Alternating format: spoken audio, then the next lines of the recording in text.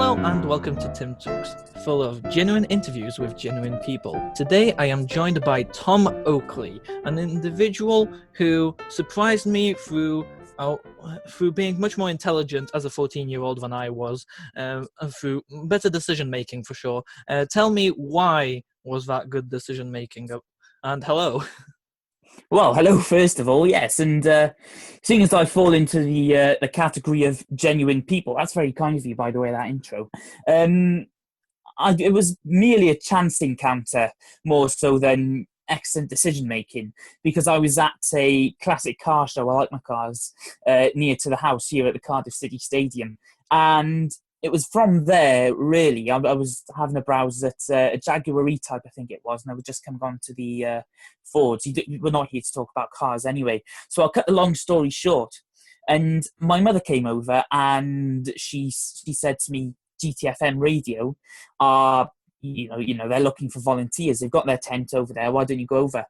And at that point, I was like, yeah, okay, mum, thanks. I wasn't all that interested, really, because I thought a 14-year-old radio presenter on an FM station, it'd be ludicrous. It's something that you don't see every day, and it's something certainly that I'd never seen before at that time. And then from there, I guess I just thought of it again. I saw the tent and I thought, yeah, why not go over? I asked around, and it kind of took off from there quite quickly.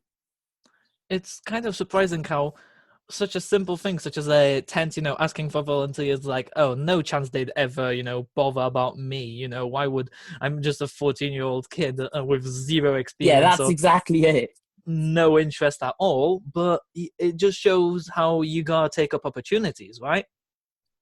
That's exactly it. And I kind of, at the second time of thinking it over, I thought, there's a door that's opening here, which could lead on to amazing things and could be my first step on, on the path of the very thing that I'd always dreamed of doing. And I thought, yeah, this is an excellent opportunity. I applied. Literally, I applied for the volunteer role then, as soon as I got home from the car show. But I never really thought that I was in with a chance of actually getting it, because there were quite a few applicants from what I was aware, and only two were going to, two applicants were going to get through from that. And then all of a sudden I got an email, must have been about 3 weeks later. It was quite quiet in that period in between. And then it said, congratulations, you've got, you're one of two potential volunteers we've selected to come and do an induction at the station. Let me know if you can make it. And that was from Gavin, the deputy manager at the station. So I had to take a Tuesday afternoon off school, and I went up to the station in my school uniform, had a look around the studio, etc. They showed me how all the equipment worked. Not that I was really taking any of that in. I thought, wow, I'm in a radio station here. And, to think I could be coming back was absolutely unbelievable. And that was before we'd done the talking part. Then we sat down, we started talking. What are your interests? If I'm honest, I started going down the music route. I thought, I've got quite an eclectic taste in music. I know a lot about music as well. So yeah, I thought if I could play some sort of role on a music-based show, then that would be excellent. And then Gavin asked me, what's your knowledge on sport like? And of course, I quite like my sport as well, amongst other things. So I thought, yeah, it's brilliant. And he goes, that's excellent. How do you fancy our Saturday afternoon show then? And this was literally the Saturday after the induction. So that week I was going to be on the radio. And, well, I was like a kid in a candy shop. There was no way I was giving up that opportunity there and then. It was sealed. It sounds unreal, because it seems like a It, pretty it was. small time frame as well. It was. It all happened really quickly, and as soon as I got in the car to go back, I couldn't help but think to myself. I kept thinking, "There's no way it's this easy. Surely there's a catch to this. What do I have to do next?" And I remember my first show clear as day. I turned up, and I thought it was a sports show. Come on, and I usually dress quite smart, but I thought, no, because it's a sports show, I'll turn up in my Welsh Rugby Union tracksuit, which I only use to go out running. Not that I do a lot of that these days, anyway.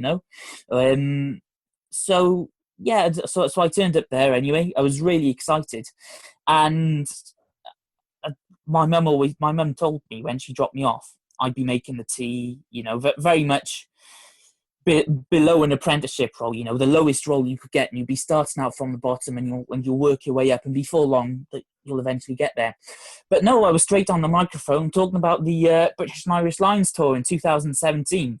And remember, at this point, I hadn't even started my GCSEs, and it was all surreal. I was caught up in the moment enough to remember it, I think. And although it's sad that I don't have much of a record of it, I have the actual memory of it, and I think that that's going to be there until the day I die. Yeah, that sounds honestly fantastic, and I feel we really jumped into here, like right into the anecdote, which is great. But also explain the broadcasting role. What did you actually get to do at the very beginning, and how did that change up until now? Yeah, so at the very beginning, as I said, it was mainly, it was obviously sport based. I went in and I arrived before the host of the show, who was at the time Casey Reese, and she was like, "Oh, are you the new volunteer, etc." The dignitaries, the introductions at that point, as you would do in a professional manner. So then it was like, right, straight up into the studio. I met one of the presenters, Andy Fox. He couldn't get over the fact I was 14. And at that time, for me, it seemed more unbelievable to the rest of the presenters that I was 14 than it did to me at the time. It's only now I look back on it that I think, wow, I was actually 14 years old when I did that. But anyway, so there's obviously a big desk in a radio studio with all the sliders and the knobs, buttons, and so forth. I was sat on the other side of that, so I actually didn't have anything to do with that. That's the host's job. So I basically just answered the questions that the host asked me, sat there until 6 o'clock, and I went home. And that was my lot. And if I'm honest, I'd still be happy with that role now, just plodding along with that. But all of a sudden, my role changed very quickly. And again, this is very quickly because you could call it a promotion, even though it's a volunteer role. Casey was pregnant. She went off for maternity leave around about October of that year, and she had a baby boy in November. So at that point, or coming up to that date, I was one of the other volunteers, Reese Edwards, was asked to help to show me how to use the desk, as we call it, or how to drive, as we say at the studio. So from there, it was very much. I learned quite quickly how to do it, actually. I was amazed at that as well. So it was fader 1 for mic 1, and then you've got the fader right at the end for the news, checking your levels, that sort of thing. Basically what you'd be doing in your sort of home studio now, but on a bigger scale. So I was taught how to do that. And then all of a sudden I found myself hosting the biggest weekend show that the station had. And this is a station that is first in the county, with Radio 1 second only to us, with 40,000 weekly listeners. So I saw these numbers, and it was at that moment it hit me, where I crashed the news, crashed the weather, crashed the first 3 songs, and I came in something like half an hour under run, and didn't have a clue what to do. And I thought, wow, I'm broadcasting to 40,000 people here. I'm doing everything wrong, but I'm having an amazing time. And it's those moments that you really cherish when you go on later into your career. Oh man, questions are flourishing within my head because there seems to be. Let's go with a simple one at first. What was the time frame from this, initial entrance and being completely wowed and also lack and not really knowledgeable about the drive or whatever, and everything else surrounding that, and to actually become, taking on Casey's role and thingy, having that So moment. I mean, I've recently celebrated 3 years actually at the station. May the 22nd was the day where I was at the car show and I applied to volunteer. Then it was probably about June-ish, when I first hit the airwaves. I think it was June the 17th. That's the date in my head for some reason or another. And it was then as I say, late October that I was actually hosting the show. So I'm thinking now 4 months, and I wasn't there for every show every week. Either obviously, there were some weeks I had to take off, maybe because I had to revise for exams in school, or a weekend breakaway during the summer holidays, that sort of thing. So yeah, and I mean, I'm still there in that role now. So hindsight's a wonderful thing, isn't it? That's where I say it happened so quickly. Maybe you could argue too quickly, because at this point now I'm still actually a developing presenter, and I very much acknowledge that. The time frame is it's unimaginable, and it shows the value of time in a sense as well, because It does, certainly days does. pass by, and you can think what can happen in 3 months. You can in 4 months you went from not knowing much about this station at all to hosting it, right? Basically hosting the sports show, the only sports show, which is called the Season Ticket. And you basically think of Final Score Saturday afternoon, BBC One, when we're not in lockdown anyway. It's basically that on the radio for grassroots community domestic sports. So all local sports teams. There's a team of 15 people or so I work with now who make the show happen, and they're absolutely fantastic. But if you don't mind, I really quickly just want to touch on the timescale thing you mentioned. And I want to talk about the car show again, because it's kind of revolved around that since. And literally looking out my bedroom window now, I can see the stadium where it was held. That's how close I live. And it all took off there, because a year after the first car show, where I applied to be a volunteer, I went back to the car show as a volunteer, and all of a sudden they handed me the microphone, and I'm in the middle comparing this car show that is absolutely massive. It's the largest car show in South Wales, actually. And all of a sudden, someone walks in, kind of like a pretend knock on the tent, if you like, because obviously there's no door on a tent. So it's a knock on a tent, or he slaps the side of the tent, and he goes, "Hi, I was wondering if," and I turned around, I'm like, "Oh God, it's Neil Warnock, Cardiff City manager at that time." And this is a team, of course, who've just been promoted to the Premier League. They're in the big time at this point. And I'm like, "Oh, I've got to grab a few words with you, if you don't mind, Neil." And he says, yeah, sure, no worries. So I record one for the radio, and I then record one I obviously stand in the middle with the microphone, and I'm interviewing him there. And he said his favourite vehicle on display was, in fact, a Ferguson tractor. And I was like, I tell you what, Neil, I'll have to agree with you there. Because, of course, you don't see many of those around anymore, really. But, yeah, to go back to what Neil was saying, honestly, one of the most down-to-earth guys I've ever seen. And it wasn't until I went into a press conference at the Cardiff City Stadium again, interviewing managers, players, etc., that I actually came across Neil again. And it's astonishing. He remembered me. I said, how we've only ever met once, and you speak to hundreds of reporters throughout the course of a season, not maybe thousands even. So how have you remembered me? And he said, well, it's because you're so young, isn't it? I was talking to your mother around the back of the tent. You're 14 years old, mate. I've never been interviewed by a 14-year-old before. And I just think, that it's that moment, really. And it was that moment I realised, like, this is what I want to do. I want to stick with this. It's honestly quite inspiring, because I can only imagine the amount of other kids and other even adults who'd want to have a conversation like that. And I mean, you've got the stadium across the road one side, the other side, school's across the road. And you've got a lot of guys from school who go to this car show as well, look at the cars, because it's not just classic cars, it's things that would interest people with younger minds as well as younger bodies. So the Monday morning in school after the Sunday when the car show was, they said, you were on the microphone yesterday, weren't you? I was like, yeah. And they go, you didn't tell us you were famous. I'm like, well, I can't be quite famous yet, because if I was famous, because I'd be famous.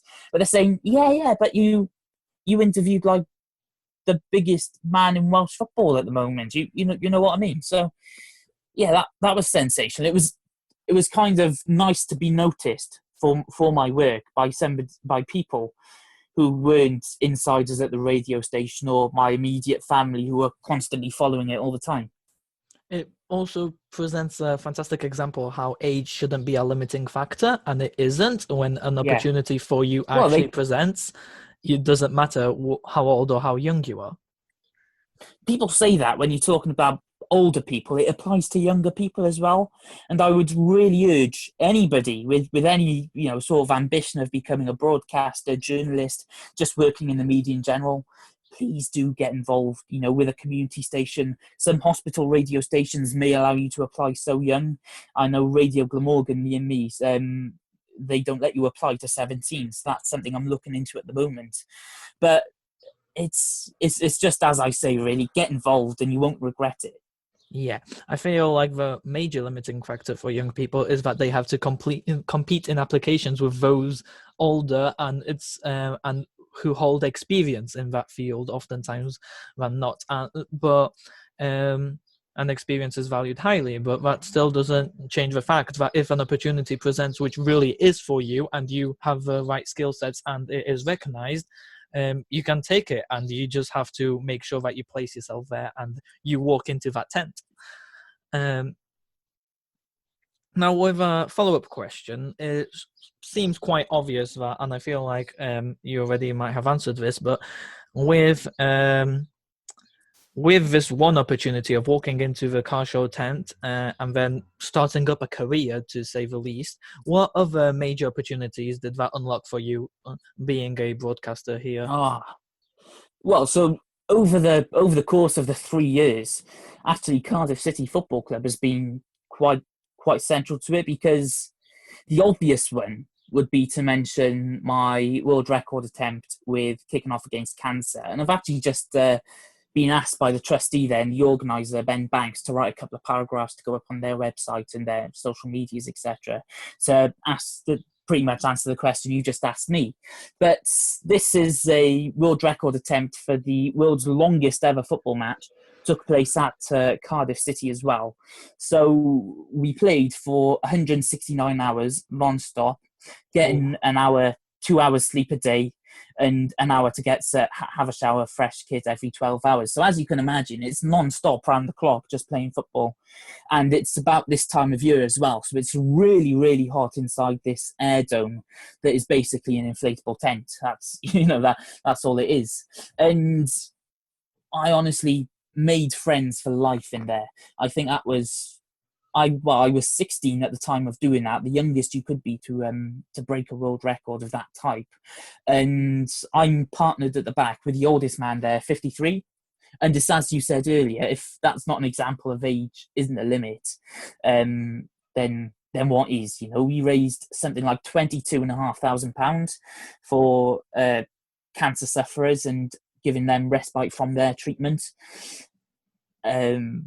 I'm just trying to think, really, what some of the guys there were saying. We're all there with a different story. I think my grandfather passed away after a long battle with prostate cancer, only for the final couple of years of which he actually knew he had prostate cancer. So he's been going about his life without knowing he has prostate cancer.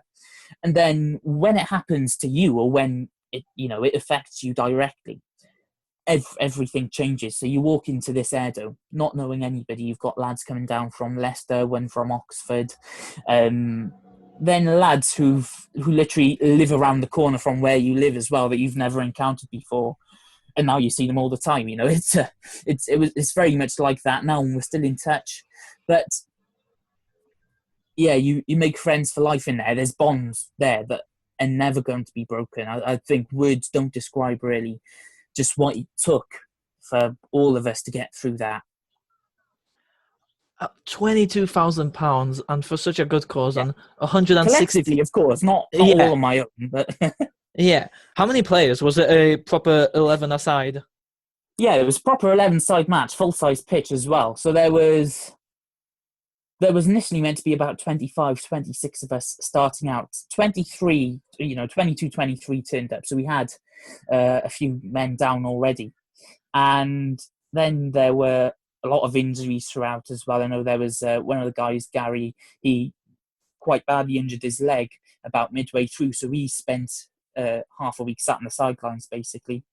Then coming into the last 2 days, we had about 3 or 4 injuries, and they were all on the same side as well. They were all on the green team. I was on the red team, thankfully.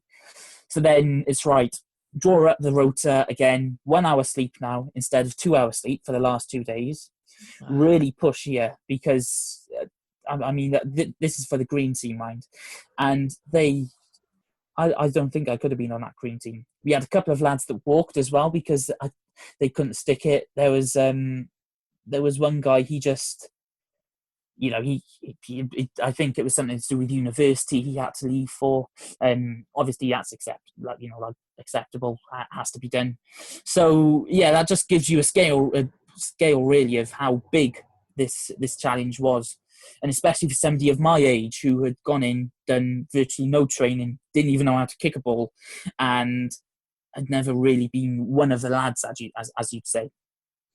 Yeah, it must be incredibly intense. It is a world record attempt after all. It is not It is. and when It's a something... type of, honestly, it's I think they made top trump cards for us afterwards, and it tells you, like how many goals you scored, how much time you spent on the pitch, etc. And one of them is the amount of time you spent in the toilet. Now, a lot of, I've got to be honest, there were times where I'd go off, I'd say I'd go to the toilet, no, I'd just go outside for a while, and you're not allowed to leave that toilet area then after, for the entire week. You're confined for a week in this dome and the outside toilet area, and their porta potties. I mean, imagine using portaloos for a week. They absolutely stank. There was a point where we were all ill from them as well. The water went dirty and that. And to be fair, I think there might have been prisons with nicer conditions, but I won't get into that too much because it's a challenge that's worth it for a good cause. And looking back on it now, would I do it again? Yes, I would. But the absolute strain that all of you had to go through is commendable. I mean, effort. I've done other things through GTFM as well. That's opened up opportunities for me. So say Richard Milan, he's quite a famous actor here in Wales. I managed to interview him at the beginning of this year. I interviewed Rod Gilbert, you may know him, famous comedian at BBC Wales. So I went into the studio, sat in on his show. That was really fun. Obviously Neil Warnock I've mentioned as well. But I think the best part for me is seeing all the community, like grassroots sports clubs, sports personnel that I've been able to help and bring together through the platform I have at GTFM. Because there have been times where, I've got to be honest, I've sat and I've thought, I'm not being noticed for any of this work. What's the point in doing it? If I'm not going to be noticed for it, if people aren't going to acknowledge what I'm doing, if people aren't going to appreciate, I think that's what I wanted, to be appreciated. When really the entire time I just couldn't see that for some reason. And then I took a further step back and actually I think, right, so you've got Max from Pontypridd Town Football Club, you've got Jordan from Pontypridd FC, then you've got you've got guys at Llantwit Fardra Rugby Club. I know you've got Nigel there. There's the other 16 people in our WhatsApp group that now help the show go ahead as reporters out in the field for us. I think actually the exposure I'm giving their clubs and the media attention that they deserve, that they never really had before, then they thank me for that week in, week out. They're noticing. And that's all I really needed. There was one moment where I had a proper rant on Facebook as well. There was a guy called Jake who's a presenter at Radio 9 Springs in Yeovil, and he was 16 years old there when he started. He presents Drive Time show on weekday afternoons, and I thought, well, hold on, Radio Today, this is the biggest radio news platform basically out there, and I'm thinking, you're writing a story on him doing a radio show at 16 years old. By this point I've already had a regular slot for 2 years and I was 14 years old, And I'm thinking again, why aren't you recognizing me for this? I've been out there, I've been sending you things, I've been tagging you in tweets, posts, etc. Why haven't I got anything? So again, yeah, there were times where I felt underappreciated, but again, now I realise the only people who need to be appreciated by are the people I'm actually helping and the people that I'm able to bring together. Now I've got this role, and it's taken me all this time to realise that, and I really don't know why.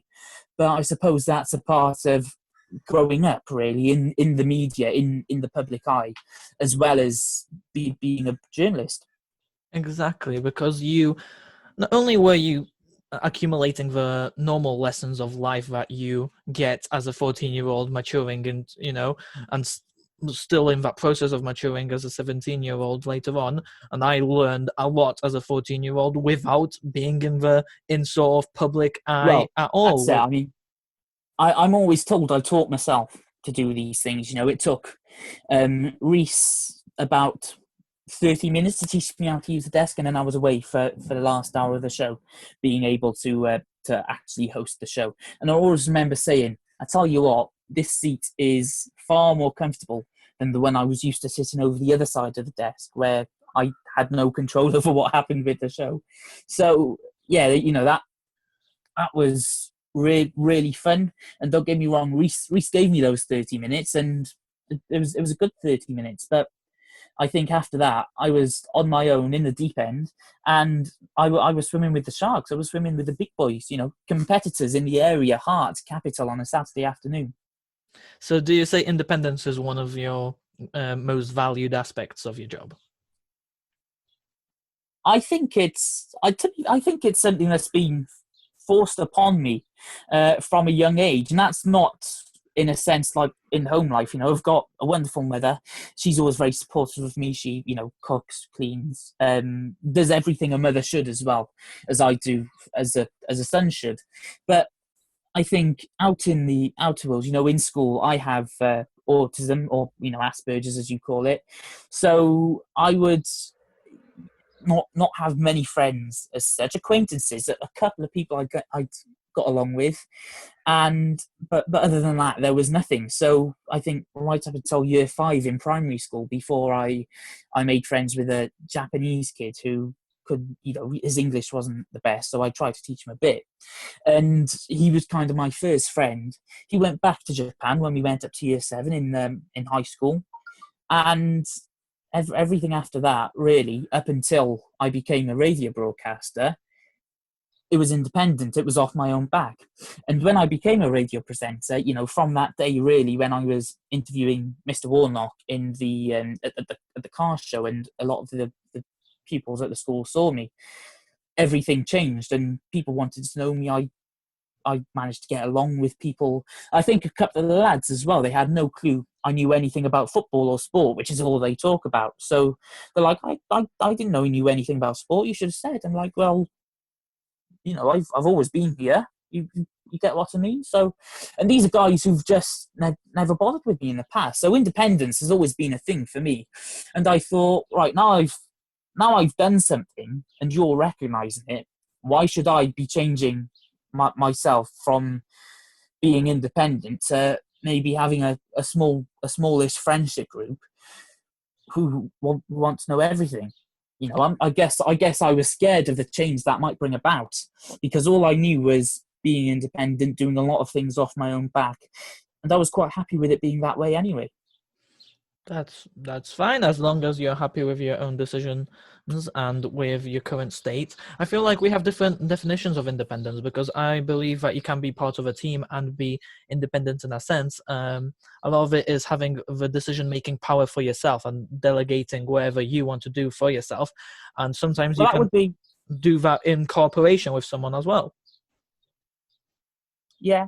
Yeah, no, you can. I mean, that's what I do really. Well, I try to do anyway on the radio show, because there's a panel of 2 of us, Nathaniel and Alex. So there's 3 of us on the show basically at any given time, and I'm speaking to people. I mentioned I've got a team of 15, 16 or so people who make the show happen.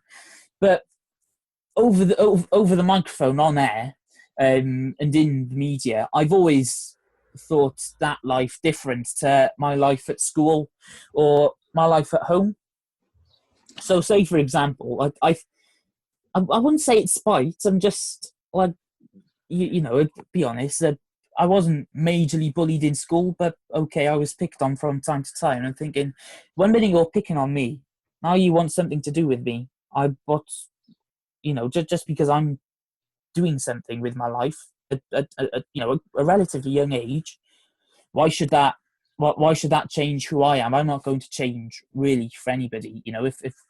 If they're happy with if they weren't happy with who I was, why should they be happy with who I am? That was something I've always struggled to get through my head. Maybe because I have Asperger's. But on the radio, I was a different person. I was more confident speaking into a microphone than speaking to a person one to one, and that I found was an excellent way for me to communicate and for me to perhaps develop those skills that I so badly needed to in a social situation like we are now. Yeah, and I want to ask you, how did you mentioned it with certain people obviously having a different perception and different maybe requests from you, which previously weren't there because of your career opening up. But would you define your home life, your school life, and your work life to say as three completely separate selves? And what is the overlap there? Or do you say it's just, the same Tom going in just in different situations? I think that differs really. When I first started, I was just like, I was Radio Tom when I went into school. I was Radio Tom when I was home. I was at Radio Tom. I was absolutely fixated when I first started that I was a radio presenter, and I'd lived out my boyhood dream whilst I was still a boy. And bearing in mind, this is still only 3 years ago. I talk about it like it was decades ago. But yeah, I think over time, then I got to be about 15 years old. I was a year into it, and I thought by the weekend, I felt more grown up, mature independence with some sort of initiative, really. And I thought, yeah, this is me. I've got a brain in my body that's ahead of my body's time, if that kind of makes sense. That's what I was thinking. So I go back into school and I'm thinking, yeah, I'm a teenage boy. I'd come back down to earth. But come Saturday afternoon, everything changed, and I was a radio presenter, and I was just like anybody else on the radio at that time. And then when now I look at it at 17, I kind of think, yeah, especially now because I'm broadcasting from home, and when I go into school, everyone there now knows that I'm a radio presenter. I do things on the radio and in the media, and I don't mean to sound big-headed, but I've done some extraordinary things that you wouldn't have expected of a normal 14-year-old. So I guess all of them really now are just an amalgamation of Tom. Tom, there aren't necessarily three Toms, but this Tom is split into three parts. And as it seems like a healthy way of doing it, you seem very happy about it, and that's really good. And another question, because you mentioned building up skill sets, which is a very obvious thing. Every 14-year-old builds up skill sets, and you obviously built it up in a specific direction with broadcasting. But what were some specific skills or lessons that you learned that you wouldn't think that a broadcaster had to learn, or something unexpected throughout your career? Well, in school, I'm studying history, politics, English, science, maths, all that sort of thing. Just about to start my GCSEs, mind you. And I'm think and I'm thinking, well, I'm not actually going to learn that on the radio, am I? So I know going into it, I'm going to learn something different, and I'm going to be learning on the job. And it wasn't until recently that I realised, now staring into the last year of sixth form, maybe thinking about going to university or starting a degree level apprenticeship, that whilst I've been on the job here at GTFM, I've been learning all the skills that they would be looking to teach you at university or in some sort of apprenticeship. So I'm thinking, okay, perhaps I have jumped the gun a bit, maybe I've gone too fast, but I'm enjoying it and I'm loving life. So really living in the moment with it. And at the time I was 14, of course, not really too concerned with what I was learning about at that time. I don't think that you jumped the gun or you're too ahead of the time. I think you just have a step forward. You have an advantage. You have experience that few can Yes. Well, mention. it's just always something I wanted to do, and I've never been the person I wallop in the streets at on a Saturday afternoon, say going bowling, cinema with your friends, that sort of thing. So it's something to do, gets me out the house, and if I'm honest, I was quite a socially isolated person beforehand. And so yeah, so there seems to be, you know, a lot of social lessons there, and that is one of the more important ones in my opinion to keep in mind. As you know, anything goes through a person, right? Any application, any sort of Yeah, job or whatever. So and it's that dreaded question. Well, it's not really a question, is it? It's more of a statement. You go in for an interview that Gavin asked me when I first started. Tell me about yourself, and I'm like, oh God, how do I do this? How do I convey that? I went down the radio route. I was thinking radio is a passion. I've listened to radio all my life, basically. Have the radio on when I go to sleep. Wake up, I've got Talk Sport on throughout the day whilst I'm doing my schoolwork in my room. So I thought, if I listen to radio so much and I'm that interested in it, why don't I explore it a little bit more? Why do I go that one step further? And that really didn't describe myself as I've just described myself to you. But that's kind of the only route I went down at the time off the top of my head. So the fact now really that I'm able to answer that question to you, which is what this podcast is about really, is probably a marker of how I've been able to develop that skill set that we've been talking about whilst I've been on air. there's a definite indication of progress, to say the least. And I feel you are inspiring in many ways, Tom. You're showing how age doesn't have Oh, to be a thank you barrier. very much. Yeah, you're showing that age doesn't have to be a barrier. You're showing that you can in teams you can really do great things, and you can push yourself. And Yeah.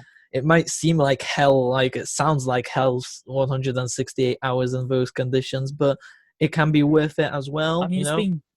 it's been quite a tumultuous journey. I mean, especially over the last 2 years, really, because whilst a lot of my life for the last 3 years has been centered around radio, I've thought, now I'm on the radio, I'm in a position. This has opened up a whole new, like a whole new world of opportunities to raise money for charities. Hence the world record attempt. The station itself is a registered charity, as it provides a service keeping some of the communities together that are amongst the most deprived in the entire of the United Kingdom, in the South Wales valleys. So I thought, right, I've organised like football tournaments that raise money in aid of the station so it can continue to provide the service that it does. I ran the Cardiff Half Marathon for Prostate Cancer UK, obviously in aid of my grandfather, very much similar to the world record attempt as well. So when you go from the dizzy heights of a raising money for charity, finishing world record attempts, being a world record holder, literally on top of the world. No one else has ever done what you've just done, and you let that sink in amongst having your first sip of beer in your life with with a couple of lads in the changing rooms. I must say, Coors Light, I would not recommend it. It's absolutely awful. But anyway, to go from that to go to where we are now in lockdown in a relatively short amount of time, considering I ran the half marathon in October, and come February March time this year, we were in lockdown, and it takes its effect on people. It takes its toll on people in many different ways, and thankfully I've been able to manage with it as much as I can. But one of my colleagues, Nathaniel, he hasn't been, and I think must be 4 weeks ago now. He actually tried to take his own life, jumped into the river, and thank God he survived. He's in hospital just up the road from me. I can't go and see him, but I'm in constant contact with him, and I'm thinking all of this journey I've been on, really, um, it was more than broadcasting. It was life. It was real life. It was my first ever taste of what real life is like. Really, the loss of losing my grandfather to, in not so long after that, going to the heights of breaking a world record, then slumping back down now to the point where one of my best mates very nearly wasn't here with us anymore. Was really it was well, tragic is an understatement. Words don't put into that what a tumultuous journey that is, and how you come crashing back down to earth. And now I'm giving it a bit of a rethink again to kind of put you in the picture of where I'm at now, giving it a rethink as to what's going to come next, on this journey. That really my life is through is through radio. There's no other way I can really exemplify that, because away from radio and be my journalism work and so forth, I'm actually quite a private person. I'm not the type of person who stops in the street and talks to people. I'm not all that confident in a one-on-one face-to-face situation where you go and shake someone's hand. The build-up of experiences that you had from such a young age, I feel like anyone can say that they learned and they were formed as a person from the age of 14 through their experiences at that point. And because you allowed yourself to place yourself out of there to gain as much experiences as possible, as well as having ones which were unavoidable and are simply the course of life, such as the situation with your grandfather. My condolences as well. That both of those Thank you very examples, much. they seem like a lot to handle through, but it is also what life is, and the fact that I feel like lessons can be learned, and this is part of this project, that lessons can be learned from any sort of person. Everyone had experiences which will differ, but also be similar to that of your own. And I feel That's like it. from you, there's a lot of lessons. There's lessons that it's never too late or never too early to do something. You just Well, gotta that's have it. exactly it. And it's not, sorry to interrupt. I was just No, going to say, it's not, these aren't lessons that I'm not an example by any means. These are lessons that I've learned. self, These are yeah. lessons. Yeah, these are lessons that I've learned along the way, forced to have had to learn along the way during my, well, I wouldn't call it a career, because during the week I still do schoolwork, etc. Doing my A levels now, starting my year 13 work, and after that, I I don't know. As I say, I'm living in the moment right now, with really just half an eye focused on what's coming up. And I've always been the type of person, well, okay, we'll cross that bridge when we come to it, but you need to be pointing in the direction of that bridge first. Yeah, but you don't know what experiences you'll go through, and everybody learns just through simply, That's it. existing at the right point of time and doing whatever they want to do, doing what they love. And I feel like that's another lesson. There's never too late or never too early to do, what you want to, Yeah. pursue whatever you want to pursue, as well. For those who you didn't really know what you wanted to do at age of 14. It didn't seem like it. Well, um, I knew. Well, put it this way: I knew I wanted to be. Well, I'd always dreamt of being a famous rugby player for Wales. That was never going to happen. I mean, look at me now. I've not exactly got the physique for it, have I? But I mean, I still wanted to be involved. If you get what I mean, I wanted to be involved in sport, or broadcasting, something that brings people together, and something that gives me a platform where I can help out. Yeah. So it seemed like, right, I like my music, I love radio, and I absolutely adore sport. So, and I thought this marries in the radio show. It just marries in perfectly with everything, and also my fourth love, cars. Um, kind of triggered it all off. Who thought a classic car show could trigger my potential career in the broadcasting world? Yeah, I feel like I phrased that slightly incorrectly, because you do have a passion for it, and that's fantastic. And also, I meant that, initially you said that you weren't interested in that tent and you had to think about it twice. It was your mother's suggestion Yeah, at first. And that's what I want to kind of take as a lesson for it's everyone here. Everybody might have that tent or might have those interests, which they might not see that they can accumulate into one thing. Music, cars, and sport might not seem like they have so much connected, but through a radio show they are, right? So you just gotta find your own sort of yeah. passion, and it is just a matter of time, I feel like, as long as you're searching. And I've got to be honest, Tim, it's, my mother has been the catalyst for all of this, really. My mother put me onto GTFM. My mother, my mum has told me how to communicate, as well as learning a bit along the way myself. I've learned a lot from my mum. She's taught me how to behave, buys all my clothes, tells me how to dress, but knows what I want at the same time. I think they say behind every successful man is a successful woman.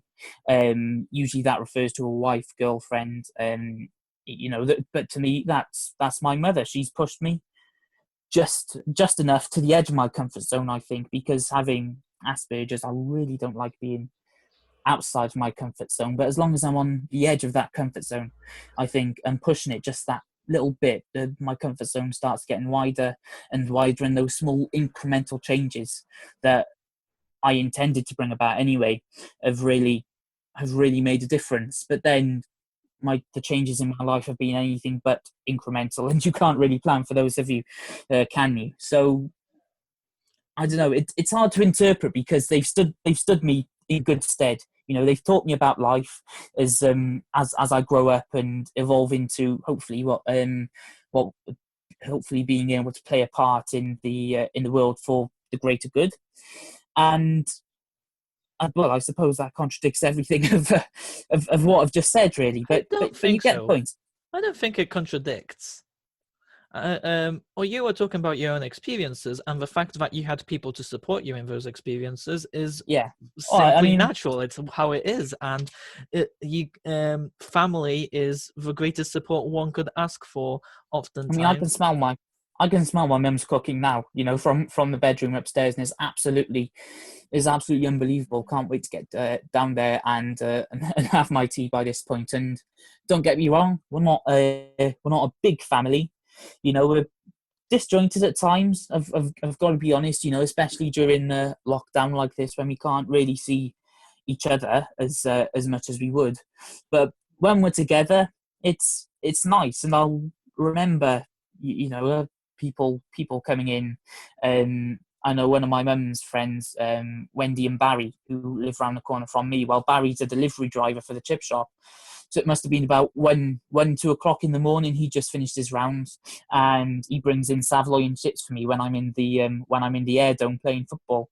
My mum brings the camper van round, and she's got all the lads queuing up for tea and coffee out the back of the camper van. My cousin comes round. He's in the army cadets, so he's helping out with a couple of the army cadets as well, doing what they can, raising money. My sister and her friends are going over to McDonald's for me, which is just across the road. Not the healthiest of foods whilst you're trying to break a world record, but you take anything in an instance where you've lost something like 2 stone in the space of a week. It was, that experience in its own, that support network that I really didn't know was there, really shone through at that point.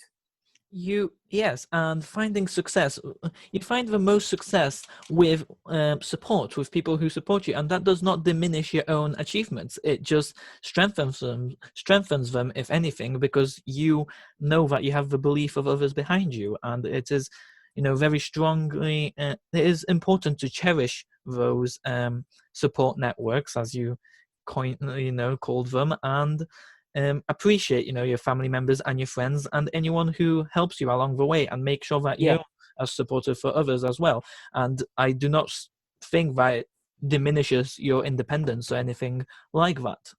Nothing of the sort. That is bang on, mate. I think I'm not sure. My sister says I have a fragile masculinity, and I never really believed that until sort of now. And she keeps hammering it home, and I'm thinking, yeah, maybe I do have a bit of that, because I do value my independence, and I'm the type of person who likes to get things done on my own. But that that support network wouldn't have got me to where I am right now.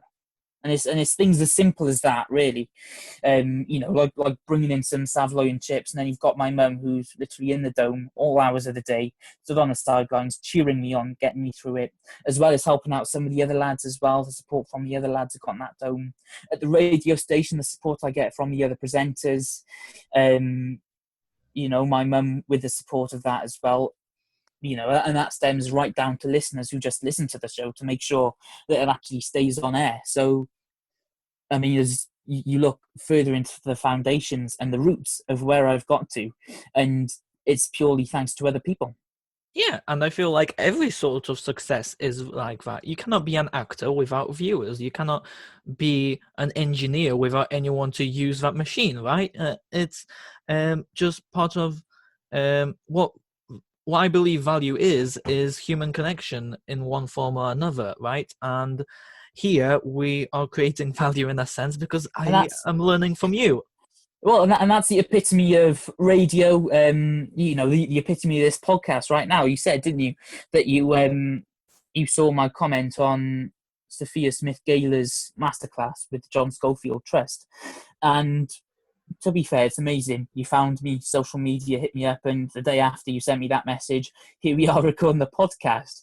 And I was even amazed at how easily you found me then. So that goes back to my earlier statement when I was 14, thinking, "Wow, that was easier than I expected it to be." And it's not. If you can, you don't have to push as much as sometimes you think. You just have to give it enough, I think. And if your best is enough, then so be it. Yeah, and there are lots of ways to measure difficulty, but your own willpower and, in my opinion, eye for opportunity is one of them, because you can be willful and continue Yeah, going at the same thing at it again, and surpass the problems around you, right? But yeah. also, if you have that wisdom and know where there's the path to go around that problem, it's also another thing. And that combination of those two skills is a good way to actually find those opportunities and capture them. Well, let's think about what you're doing now then. So you're basically asking me questions about myself and helping me to tell my story to whoever's going to see this on YouTube and whichever other platforms it might go on, and sharing it on social media. Things about me I'm saying here that other people probably wouldn't have known. And it's weird because I'm usually doing your job, asking the questions, learning, and it's a learning experience, really.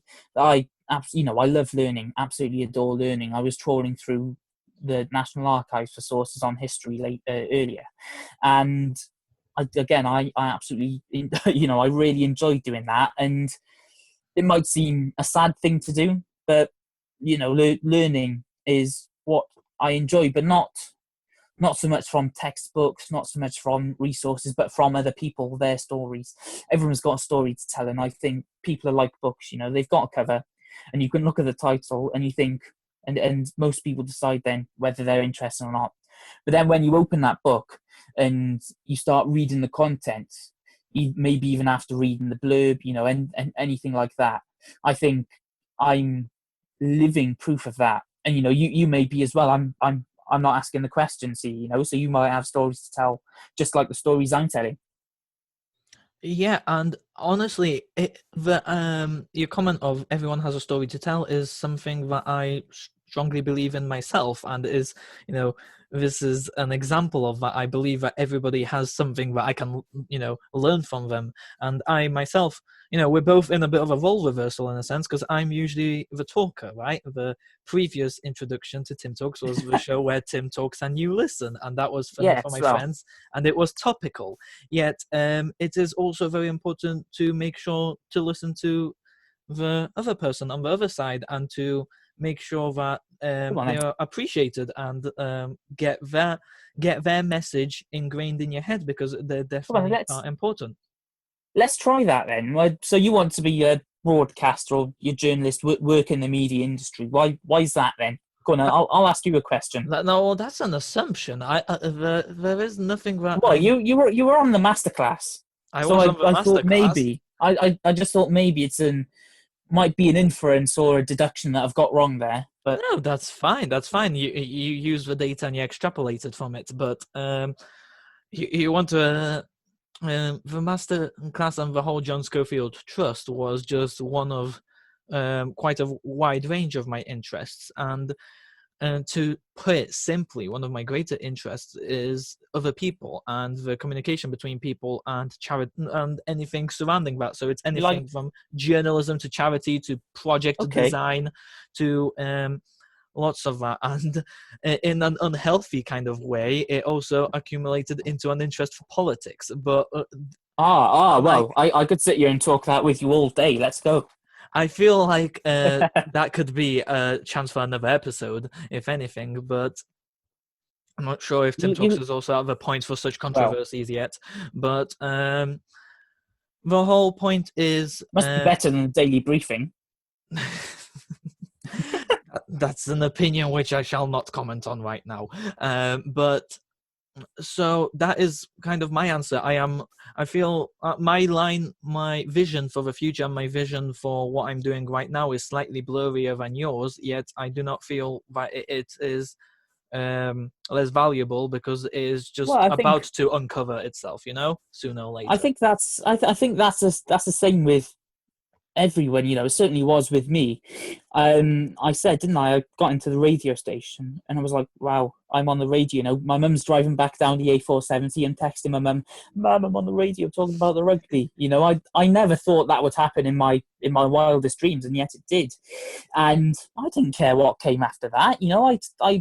I'd been on the radio. I'd done it. If I never went on the radio again, I'd fulfilled my dream. But again, you don't want that taken away from you. And I think so long as you cling on to what you want to do and you hold on to that sense of the difference that you want to make, you'll do it in the end, because your vision will become clearer once we're still going through the school system now. We've done our GCSEs, we're doing our A levels. You might go on to university. I'm thinking of maybe doing an apprenticeship instead. But it's with each of those stages that you kind of get a grasp of what you want to do and how you're going to make your difference. I think the how question is the one that really needs to be answered. You know what you're doing, or you know what you want to do, you know why you want to do it. Whilst you're doing it, you don't really care how. You're just doing it, and you're living in the moment. Exactly. There are like two stages to your perception about your future identity and your future career, or whatever it is. The introspective, where you kind of think of all the possibilities and the long term and the impact and how will you affect the world, and then the second one where you are actively in the moment, in that in that workspace, in that mindset, or whatever it is. And for some people, luckily for you, you found that right workspace, and that those two kind of worlds collided quite easily for you, and you feel quite confident. For me, it takes a bit more experiences around the board, and I'm sure I'll find it. You just have to make sure that you place the effort into it. I've got to be honest. When I was age 14, I walked into the studio. I was on the microphone, and I thought, yeah, I was happy I was on the radio. My mum was telling me it sounded good.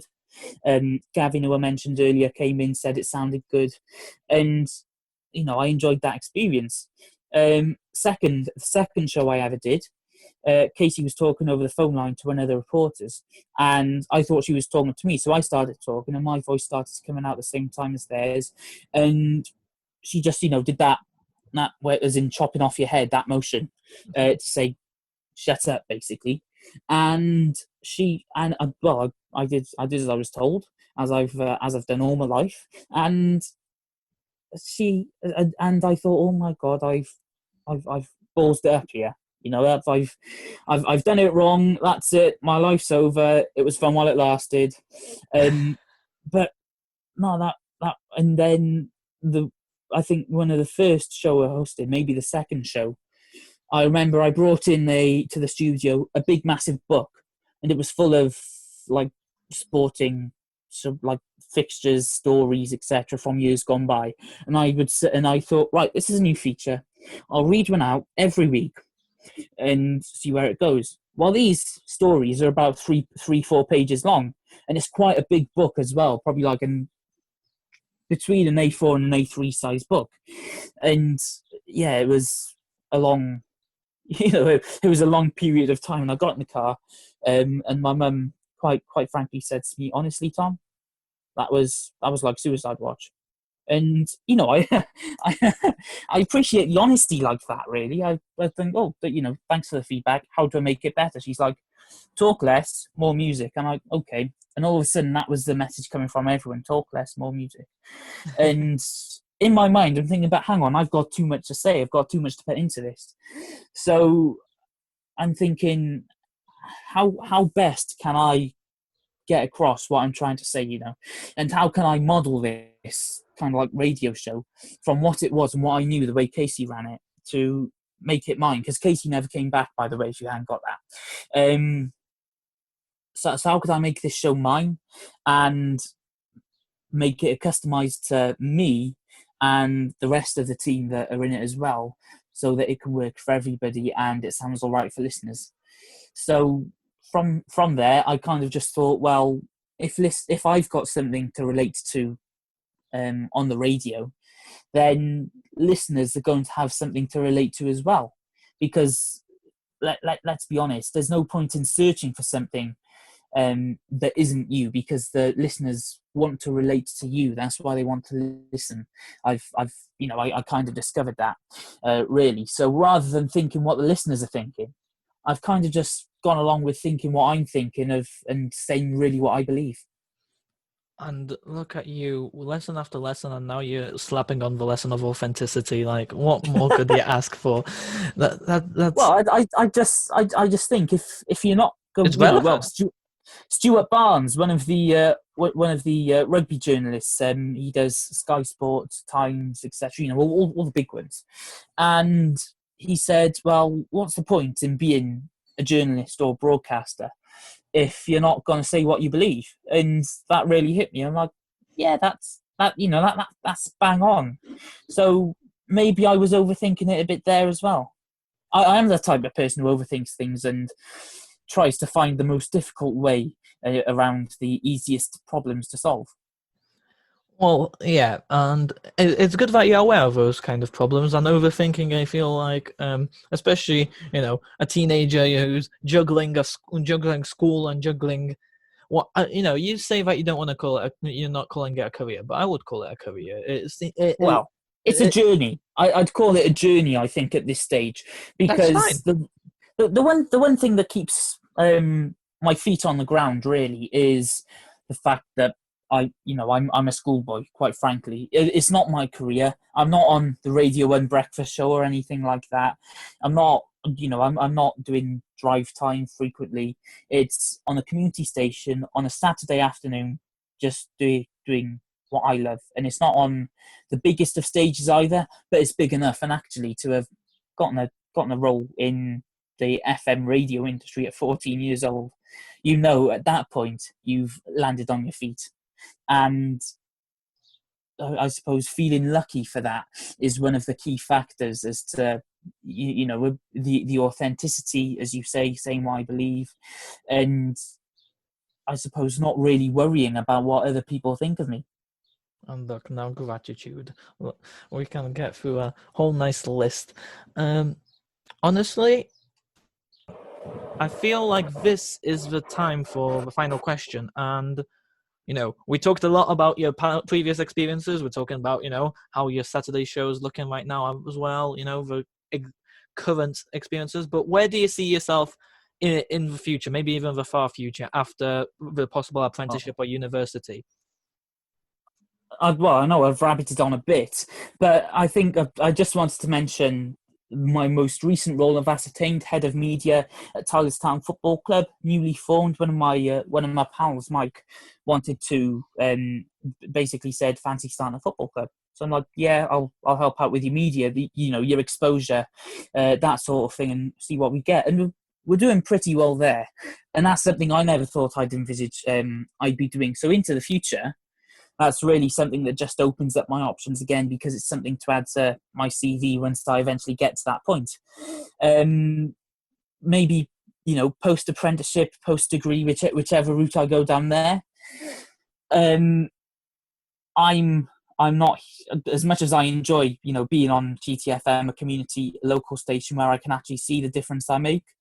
I kind of think I'm in it for a reason, and I want to be able to do my thing to more than that small group of people. I want to make a difference to. I want to make a difference to a big group of people, and the difference I want to make is something that will remain. Remain from the day I die. I want it to be the thing that people remember me for. Not necessarily a household name, just being a radio presenter, being there. You talk like Ian Lee. He actually he actually is not coming back to talk radio now, as he announced today. But you look at his dialogue. Legacy? Well, no, his dialogue with Okay. a man who was basically laying in a gutter on the phone on the radio show, and he said he's overdosed, he was going to kill himself. Ian Lee phoned an ambulance. Phoned an ambulance. The production team there, it basically saved his life live on the radio. And I'm not saying I want that sort of thing to happen to anybody else. I'm not saying I want that kind of thing to happen to me, but it's the magnitude of that. That's the kind of difference I want to make. I just want there to be something that people will remember me for. And honestly, that is a very noble and valid cause, and you are definitely on the right path. You got the right shoes on, you prepared adequately for this kind of future, and I can only wish you Godspeed in that. Speed is not one of my strong points, trust me, but who knows one day. Yeah, at your own pace, obviously. And I feel like this has been an absolutely delightful Tim Talk. I learned a lot, don't you agree? I've learned a lot about you as well. I mean, I can see flags in your bedroom. That must mean you're interested in geography or something. I've learned you're interested in politics. Yeah, we can discuss I've more later learned as a lot well. about you. Yeah, for sure. And like I said, there were lessons collected. And if anyone else wants to ask anything about Tom here, feel free to ask in the comment section as well. And I feel, this has been really good. And thank you for joining me here. Top man, thank you very much for having me. I've enjoyed it. Yeah, and this has been Tim Talks, where Tim here and Tom talked and you listened. Have a nice day.